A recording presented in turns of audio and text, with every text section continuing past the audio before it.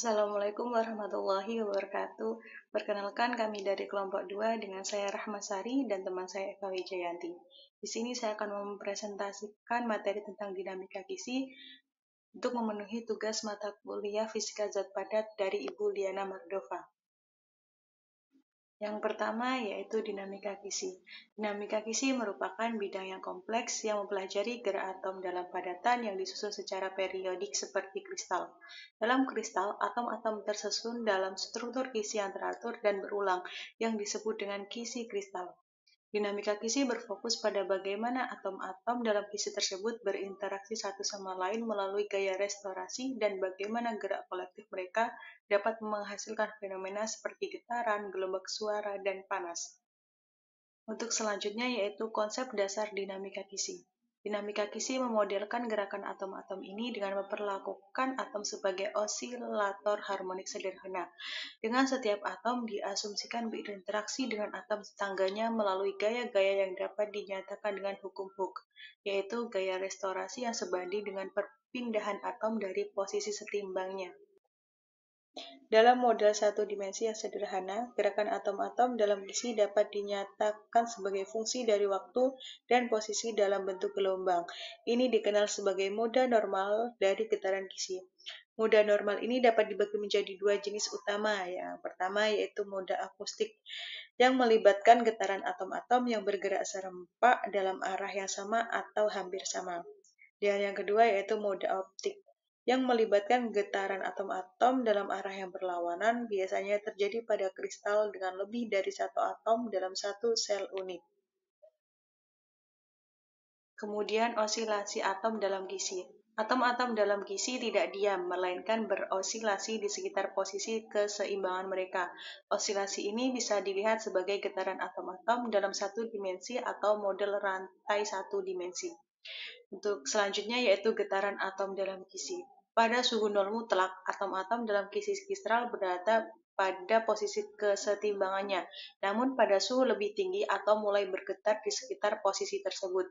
Getaran atom ini dapat diuraikan sebagai gelombang elastik yang merambat melalui kisi dan dikenal sebagai fonon. Lanjut, model Einstein dan model Debye.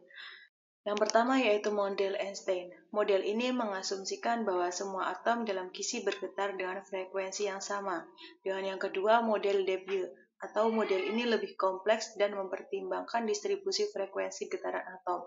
Model Debye lebih akurat dalam menggambarkan kapasitas panas pada suhu yang sangat rendah hingga tinggi.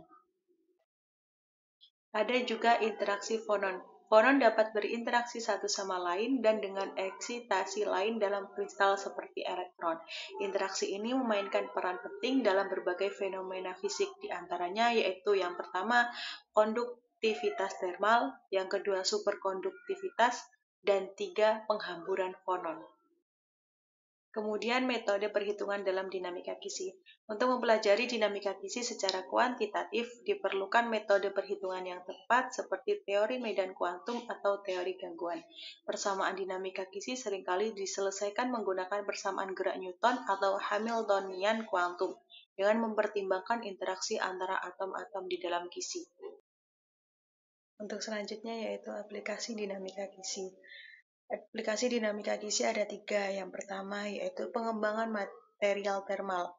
Mengetahui cara fonon berinteraksi dalam suatu material yang membantu dalam desain material yang dapat menghantarkan atau mengisolasi panas secara efektif.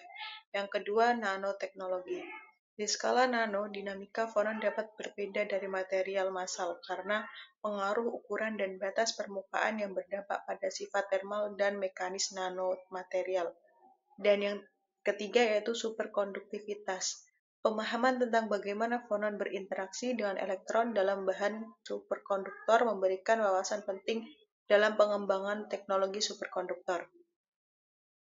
Untuk kesimpulannya yaitu dinamika kisi adalah bidang yang kompleks dan penting dalam fisika material, terutama dalam memahami sifat termal dan akustik dari material kristal, dengan mempelajari bagaimana atom-atom bergetar dan berinteraksi dalam kisi kristal.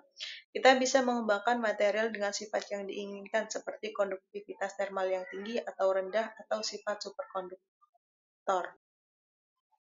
Baik, sekian dari kelompok kami. Terima kasih. Saya akhiri. Wassalamualaikum warahmatullahi wabarakatuh.